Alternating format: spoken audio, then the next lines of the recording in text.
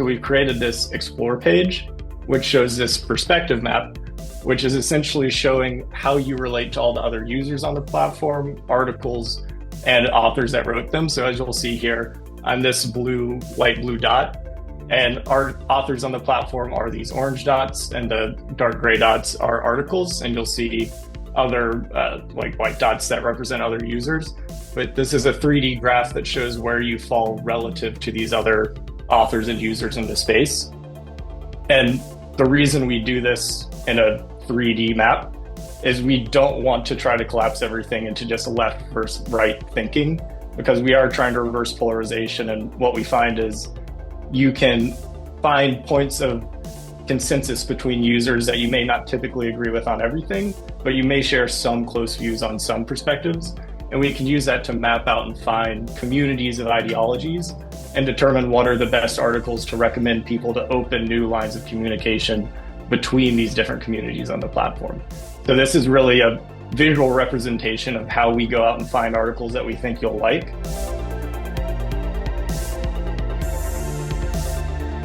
That was Don Templeman explaining some basics of content recommendation for his new blockchain-based journalism platform, Aemula.com. That's Aemula.com.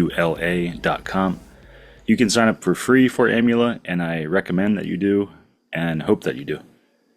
Aemula is a new kind of media platform that's trying to tackle a big problem: the fact that the structure of our news media leads to various outcomes that amplify toxic polarization.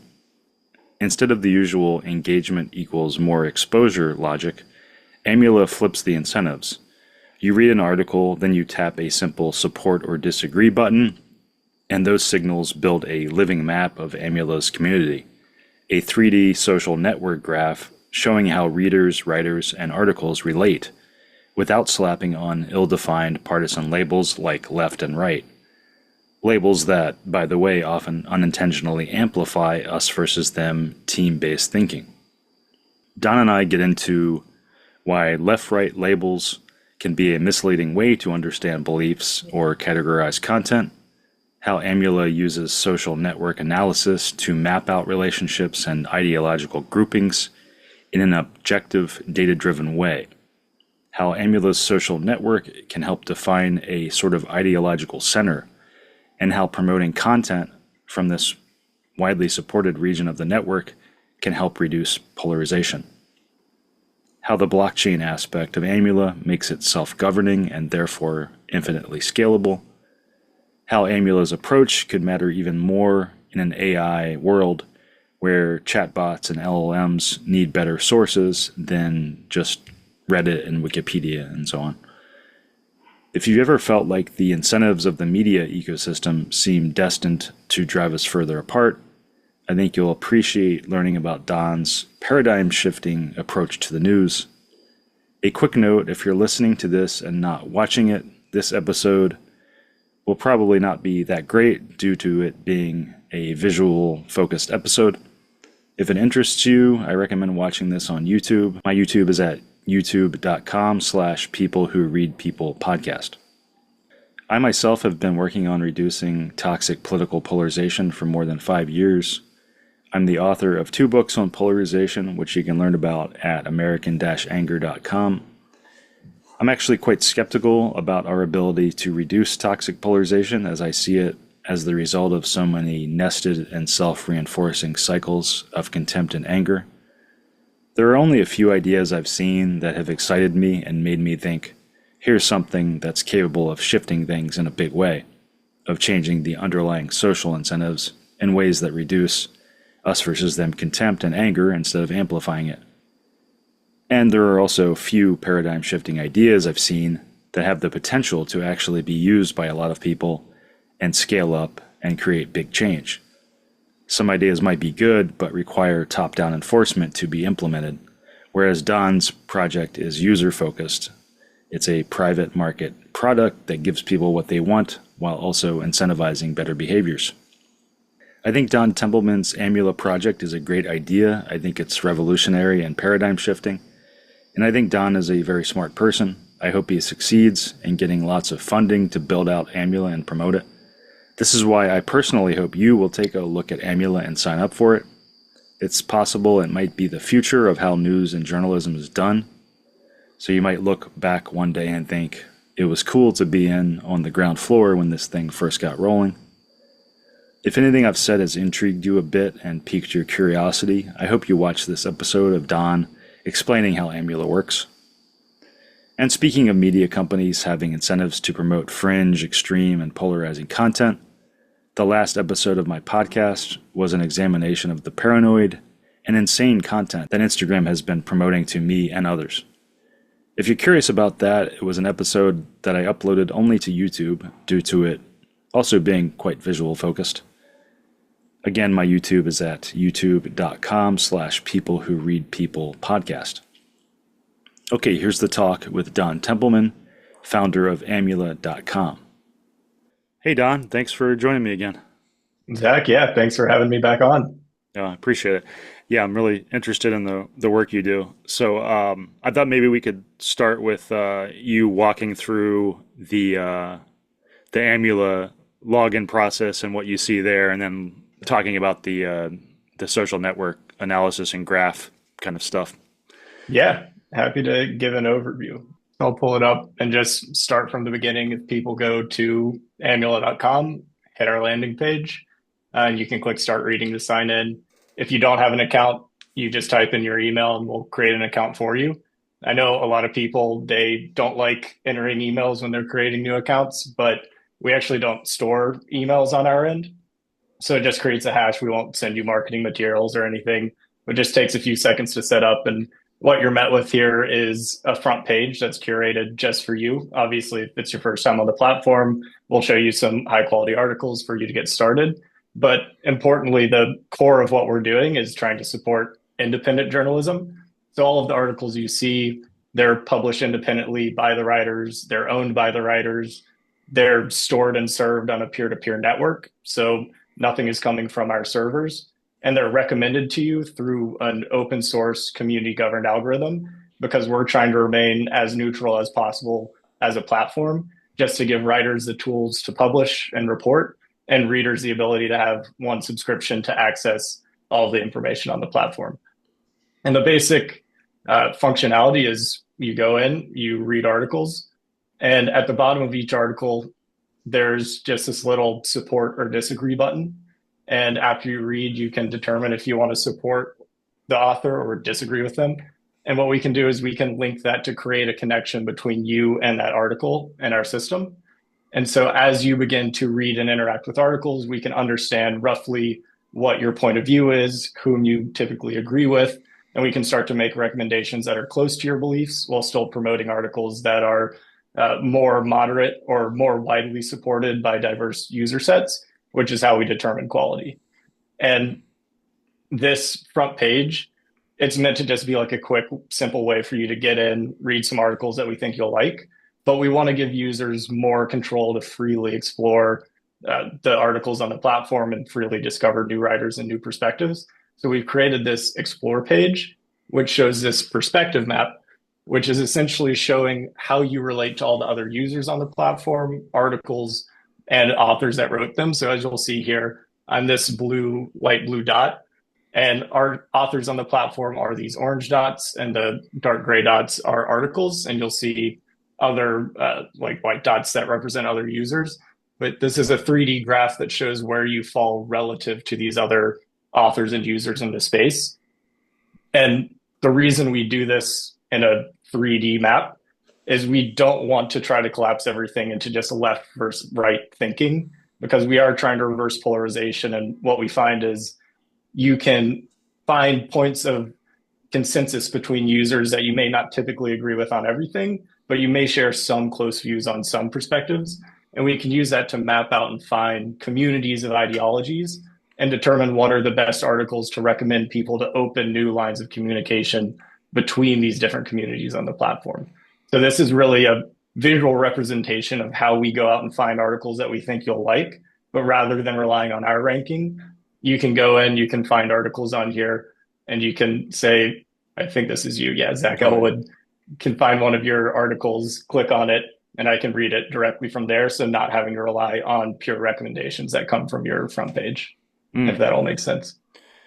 Yeah, and that's and it's pretty early, obviously, Well, in Aemula's just started, so it's not there's not very many things on there. But as it grows, I think yeah, we you were saying as it grows, you would expect to see some mapping reflecting like the polarization in society, where you would, assuming you got a standard sample size of, the American population, you probably see a grouping eventually of like these two clusters of, yeah, because of the related stances on issues that people on, both quote sides have. But it's too early to see that because it's just starting out, right? absolutely. Yeah, we have a few hundred users, a few hundred articles, and just over a dozen publications on the platform. Within the Explore page, I will note that this is just my local community. So these are people that are close to me. Obviously, I interact with the platform a lot, so this does represent a large portion of it. But we also have this separate perspective map, which shows you all of Aemula, so you can see roughly where you fall relative to everyone. And the reason we do that is we don't want someone to go and just find opposing points of view and try to disagree with them to demote them in the process. We want people to interact and explore their immediate communities and beliefs and articles that we think are likely to support, likely to agree with, and not just go out and try to find competing points of view from the get go.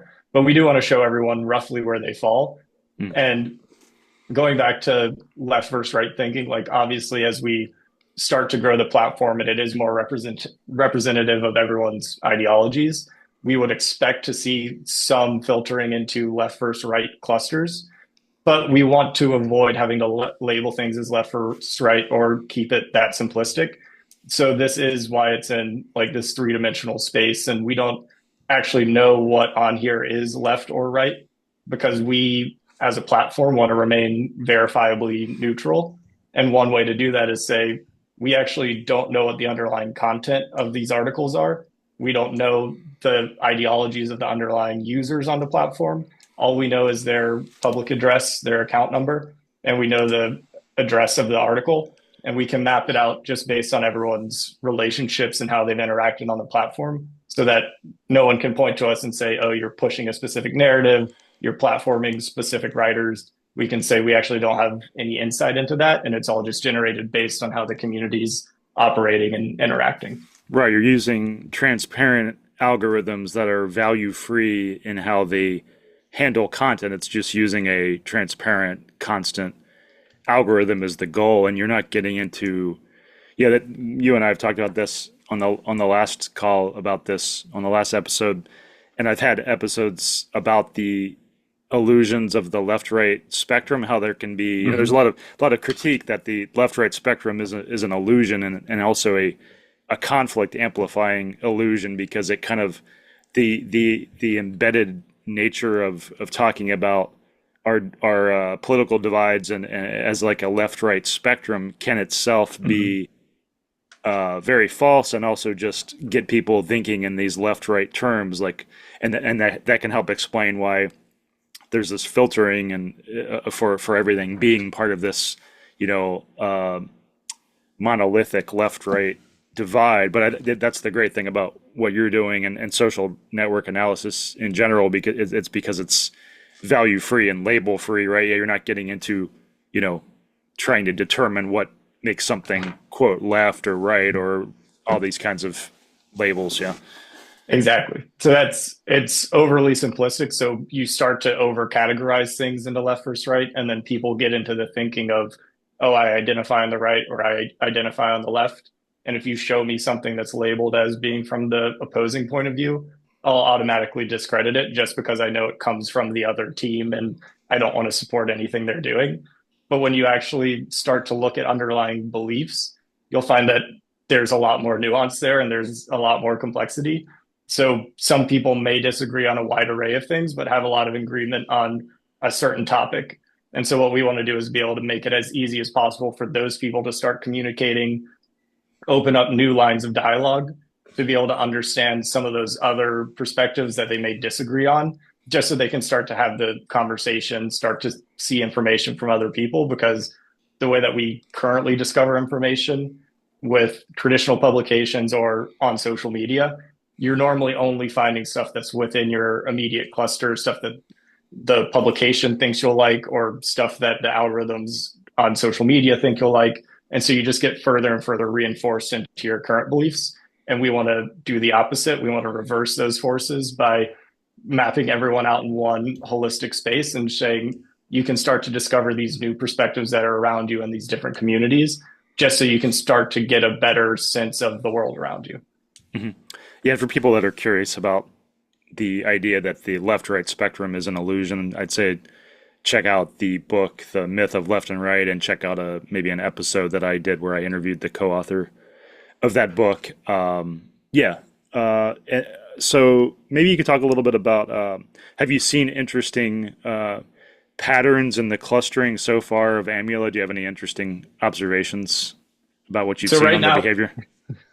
a lot of our early writers are people like yourself that understand what our mission is, and they're writing from an inherently centrist, depolarizing perspective. So even though we do have some clusters of information here, it is still so early that all of these people are roughly in what we would call the center. But we have seen interesting interactions on the platform just with the recent contest that we ran with our $5,000 essay contest.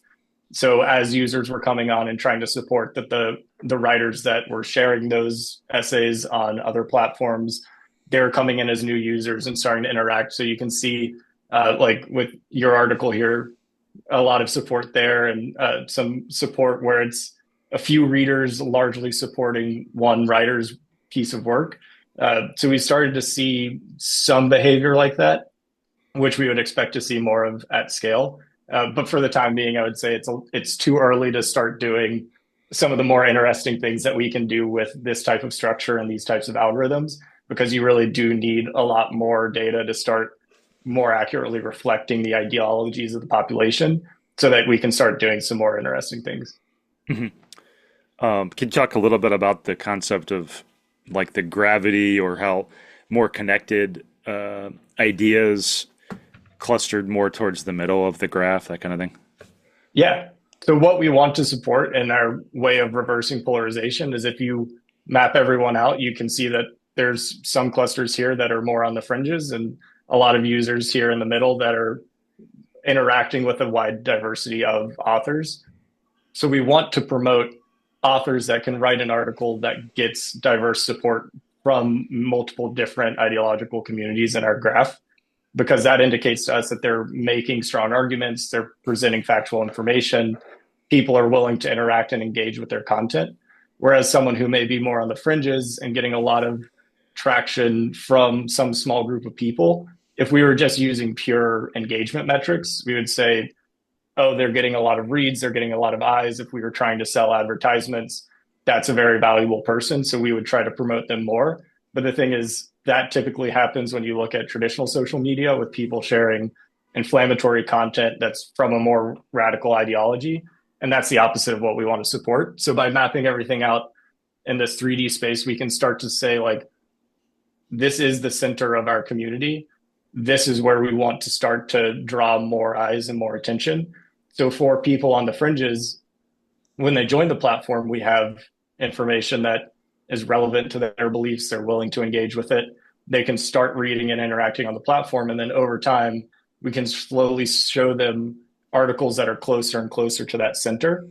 And the way that we're able to determine what the center is every time there is a connection made between a reader and an article, it creates these little edges. You can see if I zoom in, all these little connections. And essentially what we do is those have a gravity about them. So if I'm supporting a lot of your articles and making a lot more of those connections, we'll grow closer and closer together in this 3D space. And we can use that gravity to determine who's getting a lot of connections from a lot of different perspectives, because that'll pull them in closer to the center. And if someone isn't getting a lot of diverse attention, they'll be drifting off further on the side. So it's this more like natural way of using that gravity force to see who is being pulled into the center, who's more on the fringe, how can we start to promote articles to people on the fringes to pull them in, and which articles would be the most impactful that person would likely agree with and actually be able to interact with, but will also move them closer to the center. And Mhm. that's really the underlying basis of how we drive our recommendation algorithms. Yeah, and you briefly mentioned this, but this is basically the opposite in terms of how a lot of content recommendation algorithms work on social media and such, where, for example, you've people might have heard about these like on YouTube where you express Yeah. interest in one thing and it shows you something like gets you down a rabbit hole of like more extreme and conspiracy minded content because Hmm. it's that is a valid way to get people more engaged, but especially Yeah. like the ramping up the emotionality of it too. But yeah, what you're trying to do is give people what they want, but also move them a little bit in the opposite direction of going down some like really fringe rabbit hole, right? Exactly. And it is not just discovery. We're also trying to change the incentives of how the content is actually produced. Because Mhm. when you're on a platform like YouTube or on X or really any traditional social media, you're trying to optimize for the incentives that are at play in those ecosystems. So if what is being rewarded by the algorithm is some clickbait thumbnail headline that gets a lot of inflammatory people arguing in the comments, you'll start to create content that aligns with that. That's Right. audience capture. It's you're It's a trying to it's self reinforcing cycle. Yeah. exactly, Yeah. and you can't blame the creators in that content in that context because they're trying to maximize their earnings on the platform. They're trying to maximize their views. They're trying to spread their message as wide as possible. So if that's what the platforms are incentivizing, that's where you would expect the content to That's what where drift the system towards. leads. The system naturally leads that way. Yeah. Exactly. And that's the deterioration of content quality that you see on a lot of platforms where they'll just start out and people will speak so highly of like, oh, look at how this platform is creating all of this new content that you can't find on other platforms. Writers are able to freely express themselves. But then as they grow and those incentives become more prevalent, you start to see deterioration collapsing back towards that. I'm just trying to gamify the algorithm to maximize my exposure, and that's what we're seeing now with Substack, where Substack started as like the cultural engine of change, inviting a lot of independent writers who are now free to write and own their own perspectives. And there was a lot of great content on the platform. But as they've grown and they've implemented traditional social media style algorithms with their notes feature, releasing the Substack app, a lot of these writers are now trying to play the Substack game of how do I get the most subscribers. And that's leading towards more clickbait style headlines, people writing about very similar topics that are being promoted well in the algorithm. And that's if you look at people talking about Substack and their opinions on it, some people are starting to leave because they're seeing that occur on the platform. But really, that'll occur on any platform unless you change the underlying incentive structure. So, where we are promoting content that's high quality, getting diverse acceptance from across our user base, we'll start to incentivize writers who, if they're trying to gamify our algorithm, they'll start writing higher quality content that is more widely appealing to more people. And that's what gets promoted. That's what gets more monetization on the platform. So we'll be able to reverse that trend where if you start to try to gamify our algorithm, it actually increases the quality of content over time. Hmm. Hmm. Yeah. You're talking about shifting a paradigm that's kind of unquestioned and is the dominant. There's just basically nobody else really questioning the basic paradigm, and you're trying to shift the whole underlying paradigm of incentives. Yeah, and make it infinitely scalable at the same time. Yeah. Yeah. And that I would say a lot of people realize that this is happening. A lot of Hmm. people feel like content quality degradation. A lot of people realize that when the incentives are forcing clickbait style, like short form content, that's how content is going to go. But when you remove those incentives or change them like we're trying to do, a lot of the creators, like this is what they would prefer to be doing if given the freedom to actually be able to create that style of content. So it's more just a factor of if you start to switch those incentives, you can start to let people write more freely, share what they're actually wanting to create. And over time, that'll be able to increase content quality. Do you want to share anything else about the visuals of the graph? I was going to ask you some kind of like broader questions about social networks, but I don't know if you wanted to mention anything else you want to No, I highlight think there. it's if people are listening and want to check out the platform, like if you go in, you start to interact with algorithms, you can play around with it yourself, and always happy to hear feedback from people as they start to interact with it. No, it is really cool to play around with, and I'll enjoy seeing it grow over time and see what patterns develop. I think that's one of the Yeah, interesting things about the social network graphing is seeing the patterns and how those map over to societal patterns, and how that'll grow. yeah, Yeah.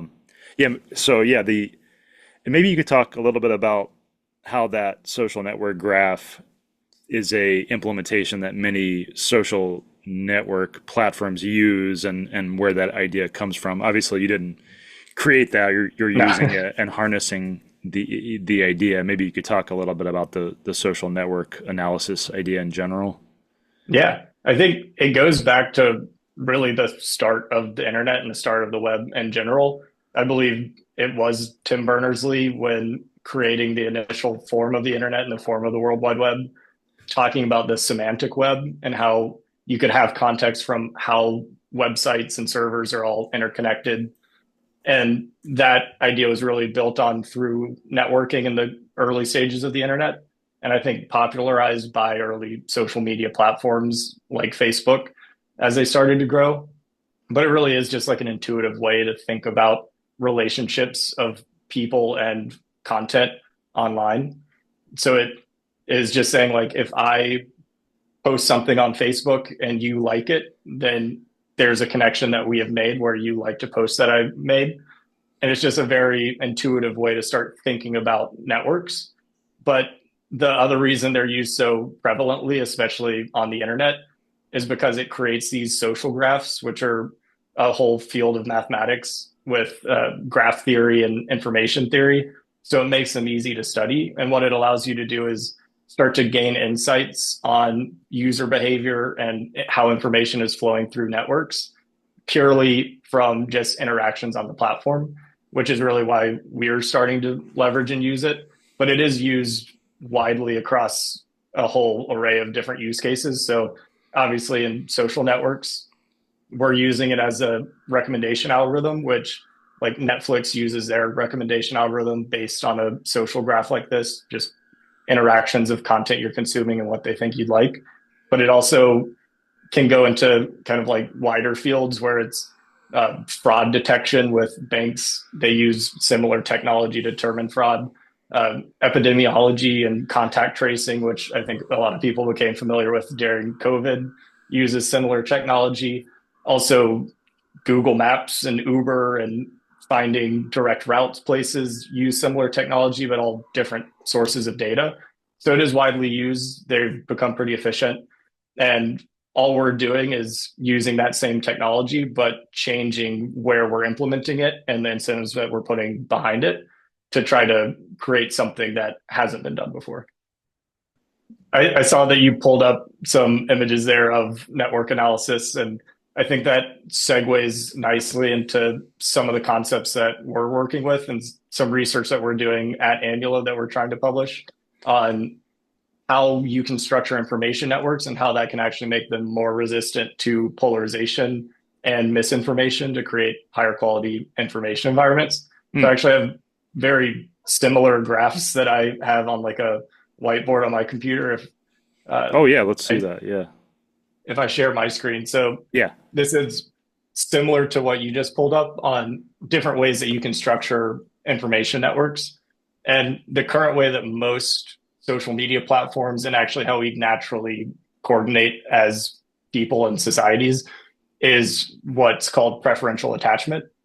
So there are people that have significant influence that a lot of people follow, and a lot of clusters form where different people who follow these like influencers or power users may not necessarily communicate with people that are in or power users or followers of another influencer. And through this preferential attachment, it actually creates the most complex information network possible. So while it is natural and easy to form, it's actually one of the worst ways that you can form an information network if you're trying to promote high quality content and everyone having access to the most information as possible. Hmm. So this is like, if you were to think about it, it could be like traditional publications where you subscribe to a specific newspaper and like this newspaper has some subscribers, this newspaper has some subscribers, or it can be like on Substack where a large writer comes on board and they have their own subscribers that follow them, but it's all relatively disjointed. Hmm. And the reason that it is so complex is because there's multiple centers of influence that all are able to influence their own followers, but there's not communication across those followers. So there's two different ways that you can try to structure an information network that are more stable. And one of them is fully centralized. So this is like, if you think of how news was shared early on in the development of newspapers at the start, but also kind of like more prevalently as propaganda, where there is one information center and it distributes information to all of the users or all of the people in a community. So while this is very simplistic and it is stable, there is one consensus truth that everyone is agreeing on.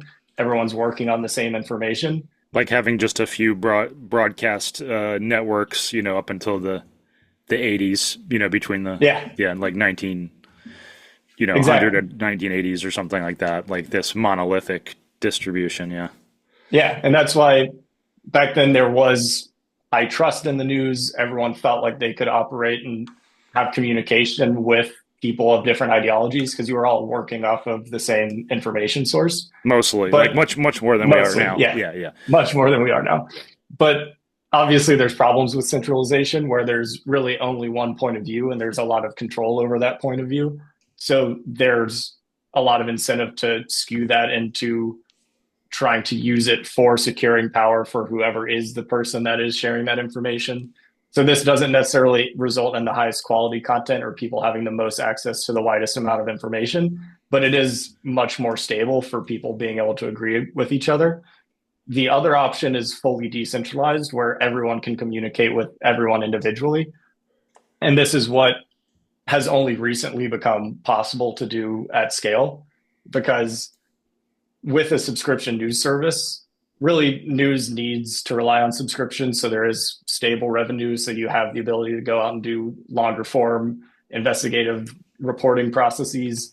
It is an expensive process to do high quality reporting. So you need to rely on subscription revenue, but you can't really do that.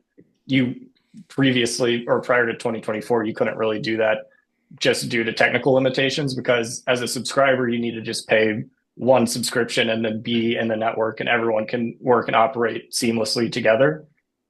What we saw with subscription models in the past was closer to this preferential attachment where you're subscribing to one publication, you're subscribing to one writer, and that's really like where you get your information from. When you decentralize the network, information flows more freely and people are able to communicate across there's different paths for information to take across the network. And it is more stable and resilient to people trying to put influence into the network. Whereas with preferential attachment, there's really only a few power players that are really controlling the narrative. That can't really happen in a decentralized information environment, which is why we're building Aemula with that type of technology, is because we want to create an as open as possible of an information environment for people to communicate freely. And it creates the shortest path of information directly from the source to the reader.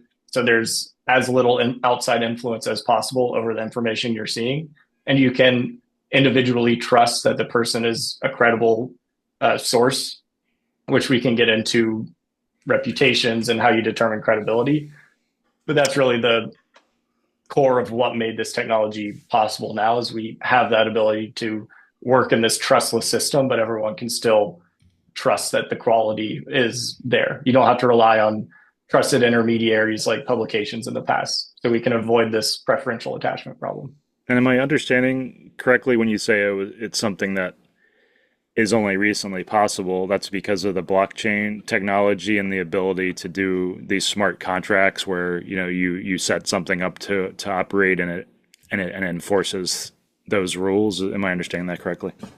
Exactly. So it's in the past, decentralized information networks were more akin to villages or people where your immediate community, everyone is able to communicate with each other freely. As we started to grow societies to larger scales, you really had to figure out a way to be able to communicate across long distances or with people that you're not personally acquainted with, because the process of news inherently is hearing information from a stranger. So something that you didn't directly experience, you're hearing it from someone who did. And once you kind of grow out of like 100 to 200 people in your immediate community, you're really having to figure out like, how can I trust that this information is accurate and true, and how do I know if I want to incorporate that into my worldview? Which is why we moved into preferential attachment, where these publications are saying we are trusted intermediaries, we have a track record of reporting quality journalism, you can subscribe to us and you can trust that even though it's coming from strangers that you don't know, we're vetting it and making sure it's all credible information. Since the 1970s, those institutions have started to lose trust. And there's a lot of reasons that go into why. But if we want to try to rebuild that trust, we really need to go back to that decentralized architecture where everyone's communicating freely.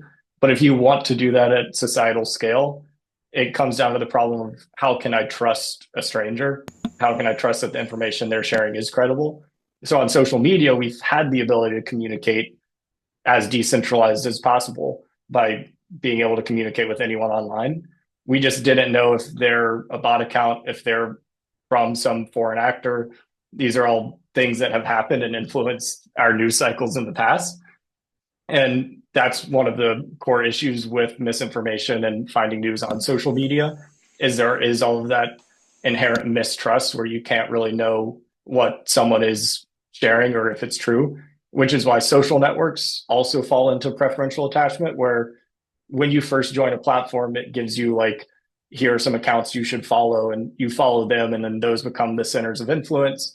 Those are the people that you're largely filtering a lot of your content through. But you know that like, I trust them, they're a strongly followed account, a lot of people agree with what they're saying, so I'll use that as my trusted source of information. But if we want people to be able to operate at scale in a decentralized manner, they really need to be able to trust individually this person has a reputation and has credibility. And now that we have blockchain technology where we can tie reputations to individual people, we can do proof of personhood on chain. We can say, I'm verified, I'm not a bot, I'm not a foreign actor, I'm a real person, I have my credibility and track record. We can store that all immutably on chain. So it's given us all of these tools to allow these trustless systems where I don't necessarily need to know you, I don't need to know who follows you, but I know that you have a reputation on the platform. So I know that I can trust that what you're saying is credible. Yeah, maybe we can talk a little bit more about judging reliability and such in a bit. But Yeah. I was thinking when you were showing the middle diagram about how people affect other people, it made me think of the one of my favorite talks for the podcast was with Michael Macy, a researcher who's done some really good work on polarization related topics. One of his studies was about what he calls opinion cascades, which is how major opinion makers shift the perspectives of other people. And he studied how, we tend to think, getting back to the myth of the left and right divide, where we try to put all these different stances on issues into this like spectrum of left and right, and leading to this illusory clustering of of labeling stances and such. He was showing how the opinion cascades research showed how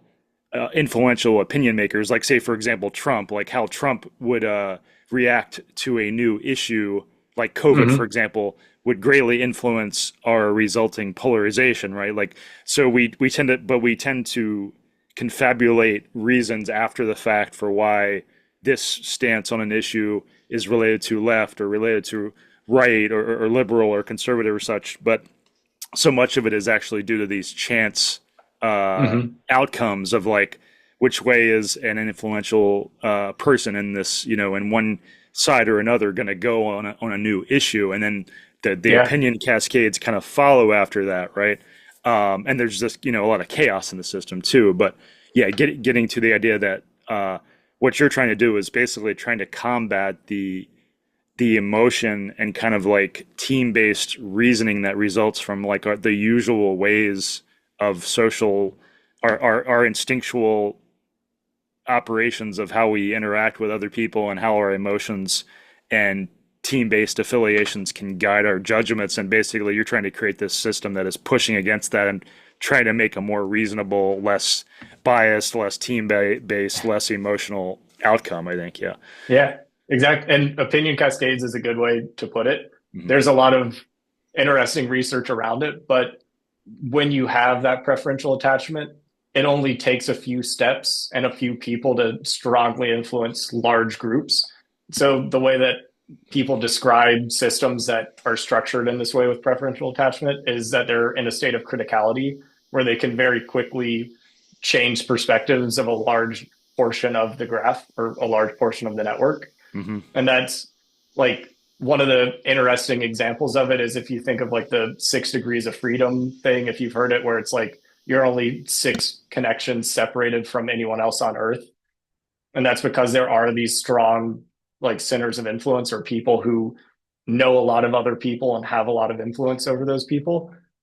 And so that's research that's been done that like that is how we have structured our society where we are only a few steps away from large portions of the population, and that in an information environment makes it very difficult to find stability because one or a few people's opinion shift can start to shift and influence large portions of that network. So a more resilient way is to structure it where it's decentralized, where you're communicating more closely and more frequently with people that are around you, but everyone is able to freely move and shift their own opinions. And their own opinions have kind of more weight in the overall like emergent traits of the entire system. Because if you look at preferential attachment, a lot of the like collective ideology of the network is influenced by the opinions of those few small centers of influence. If you look at a centralized network, the main like perspectives of the entire network align with whoever that centralized point of like centralized news sources. But with a decentralized system, the overall perspective of the network more accurately reflects everyone's individual beliefs because it is this average consensus of how everyone is interacting and kind of perceiving each other and understanding the world around them and coming up with their own views all independently rather than being influenced by these large opinion cascades. Do you want to talk about the AI aspect of this work? You and I have talked a Yeah. little bit about how this plays into LLM AI tools using content. Do you want to talk a little bit about that, or Yeah. would you rather talk about the how to judge reliability and accuracy using this kind of model? Which would you rather Yeah. direction would you rather go in? We can go in both. I'm Okay. happy to Yeah, we talk can talk about about the both of AI a them. little bit because that might be Yeah. interesting to people. Yeah. Yeah. So with AI, obviously, if we're focused on trying to create resilient information networks and to determine better ways for people to discover news, a big portion and like a new player in that space is AI and LLMs, and specifically people discovering information through chatting with LLMs. That's a growing portion of how people discover new information. And we've seen that with like Google search usage has gone down and more people are using OpenAI or Perplexity or Claude or any of these tools to chat to discover information. So, in trying to think of how we play into that ecosystem, a lot of news sources are trying to leverage AI as their ability to find and discover information. But we want to take a different point of view because we do believe that you still need to rely on real people doing the hard work of reporting and discovering new information to actually make sure that LLMs have accurate, up to date information. Because since the training cutoff for a lot of LLMs, if they want to have some opinion or provide information on real time relevant events, they need to go out to some third party source to be able to pull in the information, cite it, and use it in their response to the user. So if more people are discovering information that way, we want to make that process as robust as possible. But currently, when an LLM is asked a question, it needs to go out to some third party source.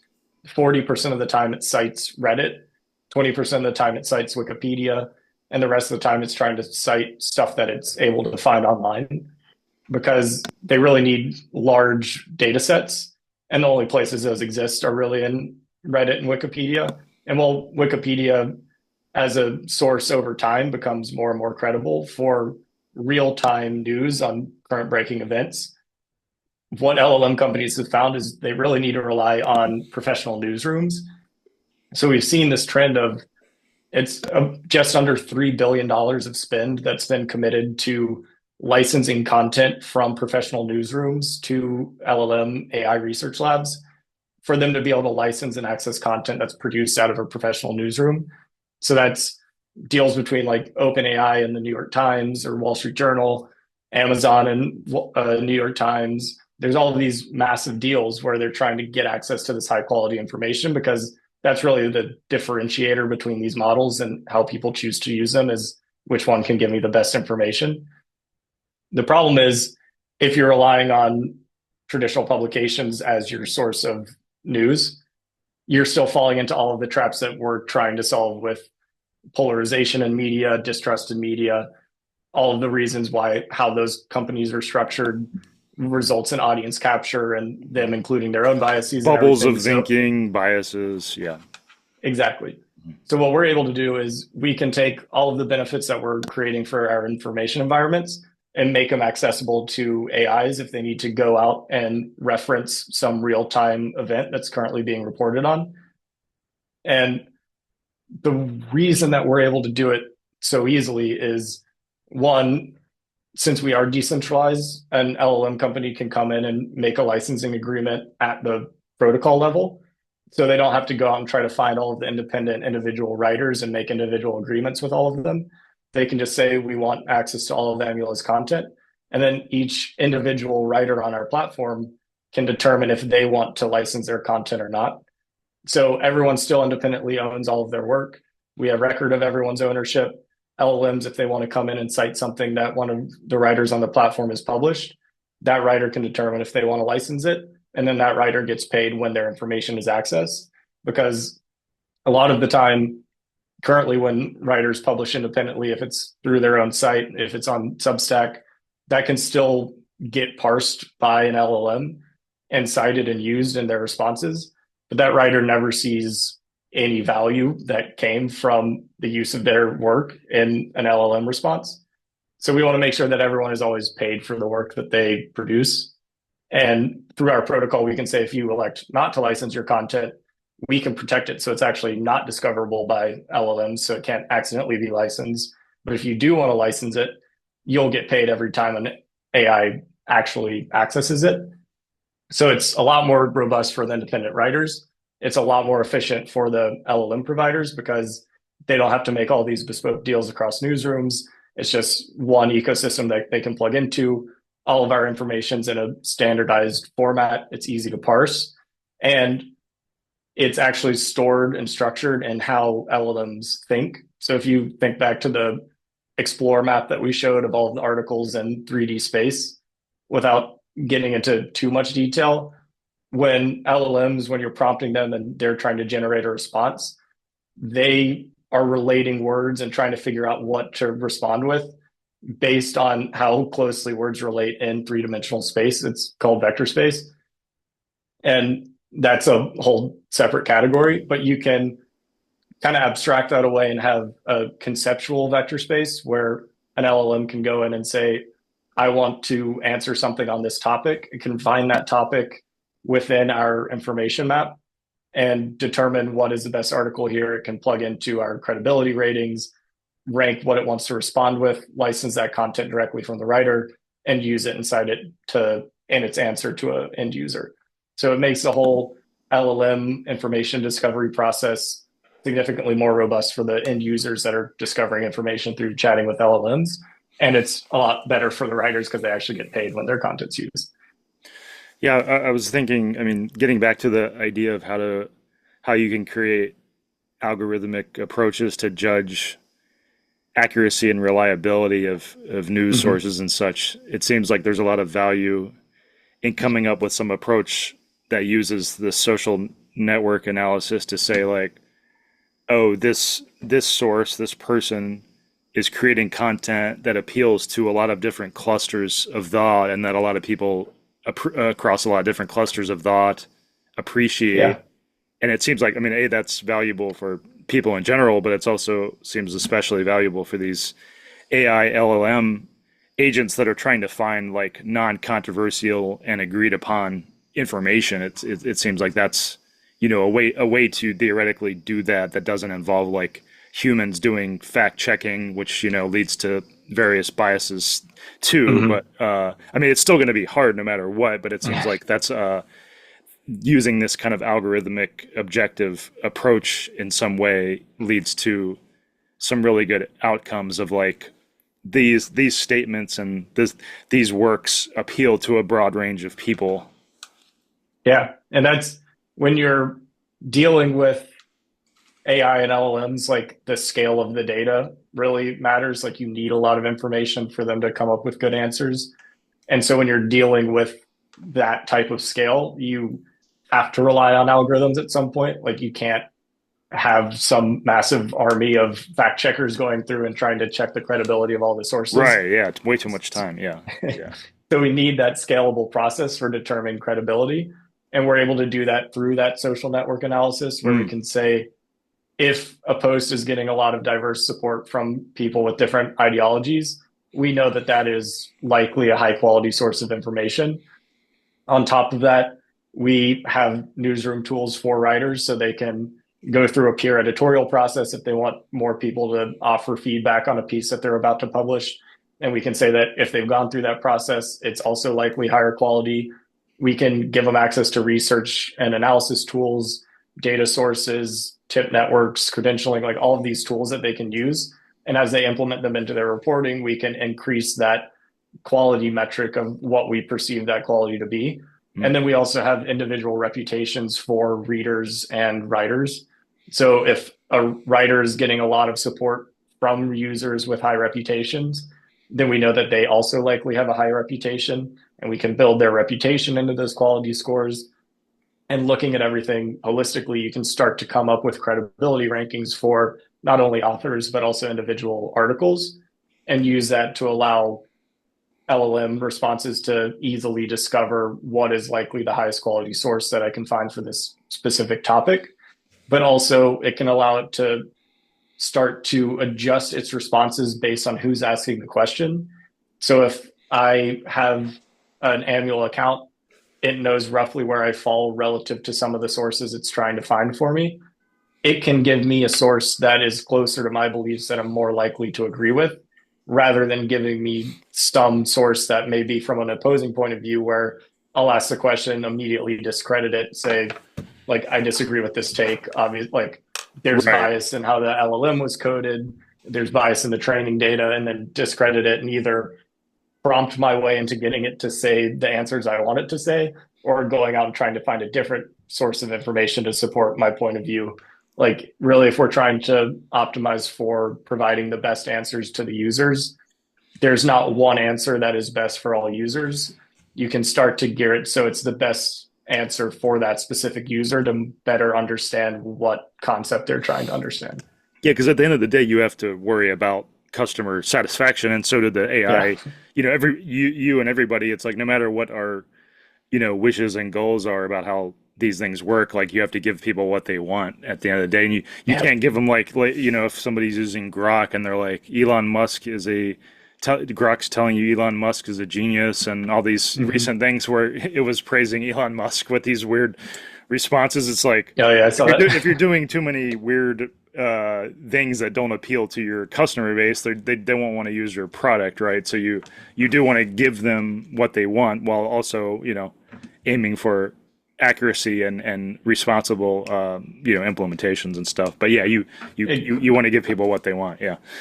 Exactly. And then that becomes a fragmented environment in and of itself, where if I like what Grok is telling me about Elon, then I start using Grok more, and then Grok is my source of information. And that likely differs pretty drastically from someone who's using Anthropic's Claude. or ChatGPT. So people start to work out of different information environments. And Right. you would expect as they get access to wider and wider information sources, hopefully the LLMs kind of converge on some general consensus where they all have similar answers. But there is a wide divergence currently on the types of answers that they give. Oh And yeah. so if you only use the ones that you like, it goes back into that same problem where, Polarization cycle. Yeah. It's yeah, everyone's only going to work in the information environments that they want to engage with. and that's kind of how the polarization works. It creates these two spheres of like there's different schools, there's different kinds of companies, there's different circles of various types of there's different churches, there's different Yeah, so yeah, it's like exactly. you're trying to break out of this entire paradigm and create an entirely new paradigm and incentives, which is awesome. And I think that's why I'm so excited about your project, and I just haven't seen anyone else doing stuff that I think is really trying to break these fundamental paradigms in a way that you are. So I think that's great. Anything else you want to I, talk about? Because I think we've covered a good amount of stuff. Do you want to throw in anything else interesting before we go? no, I mean, I appreciate the support of our mission and what we're trying to do. Obviously, a long way to go. It relies on scale, and we have a cold start problem where we need content and readers. And really, these things only start to work once you have large scale. Right, So right. we do have a long way to go. It's a These things challenge. work in concept, but kind of going back to like giving people what they want, like we don't want to try to act against human nature. We want to be able to make it as natural of a process as possible to happen. So that's why we're so focused on being fully open, fully transparent, everyone operating independently, owning all of their own work, everyone communicating independently. Those mechanisms only work if people are actively involved in them. So that's why we want to use human readable algorithms for all of our algorithms so that people can actually go in, read them, understand what they're doing, and start to have a say in the process because it is all community governed. People can vote on how they want to see things change. So, whereas some platforms like X have open sourced their algorithms, a large portion of it is through AI, where it's this black box where no one understands it and it takes real technical expertise to go in and understand how it's operating. So, like, that's not a community governed process if no one's able to actually understand it. So that just goes to show like we need people actively on the platform, participating in it, helping kind of go through those iteration cycles to make everything better and start to actually align with our missions. But overall, like really excited to get people on the platform, start to hear their feedback, start to see how we can improve. But hope a lot of these ideas resonate with people, and obviously always willing to share more information, help answer more questions on anything that may not have been clear. Yeah, how can people, if people are listening to this and they're excited or even just interested, how can they support you? What are the different ways, like from a regular person, a non Yeah, influential person versus like say somebody wants to invest a bunch of money from that scale? yeah. So the easiest way is just going to Aemula.com, creating an account. Like I said, it's a pretty lightweight process. We're not going to start emailing you a bunch of marketing materials. It's just to prove that you own an email address because you do own the account. It's able to hold money for you. So like you need to have some recovery mechanism, but we actually don't have any ownership over that. So join the platform, start to mess around. You get a free trial. So it doesn't cost anything. You don't have to put your card in or anything.